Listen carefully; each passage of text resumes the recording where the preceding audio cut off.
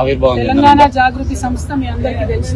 19వ సంవత్సరం మేము ఒక ఎన్జిఓగా పుట్టినా కూడా ప్రతినిత్యం ప్రజల కోసమే మాట్లాడినాం. ఆనాడు తెలంగాణ ఉద్యమంలో కూడా పాలిటిక్స్ మాట్లాడినాం. తెలంగాణ ఉద్యమంలో కూడా రాజకీయ సమీకరణలు ఎట్లుండాలి, తద్వారా తెలంగాణ ప్రజలకు ఏ విధంగా బెనిఫిట్ పొందాలనే అంశాలు ఆనాడు మాట్లాడినాం. ఈనాడు కూడా మేము ఒక సివిల్ సొసైటీ ఆర్గనైజేషన్ గా ఉన్నప్పటికీ రాజకీయాలు పుష్కలంగా మాట్లాడతాం. రాజకీయాలు మాట్లాడి ప్రజలకు మేలు చేయాలంటే పార్టీ ఉండాల్సిన అవసరం లేదు. పార్టీ రావాలని ప్రజలు కోరుకుంటే తప్పకుండా వస్తుంది. దాంట్లో పెద్ద ఇబ్బంది ఏం లేదు. పక్కనున్న ఆంధ్రప్రదేశ్ లో 2 పార్టీలు ఉన్నాయి, తమిళనాడులో 2 ప్రాంతీయ పార్టీలు ఉన్నాయి, ఆంధ్రప్రదేశ్ లో 3 ఉన్నాయి, అట్లనే కేరళలో అయితే గల్లీకోటు ఉంటుంది. సో పార్టీలు ఉండడం లేకపోవడం పెద్ద విషయం కాదు.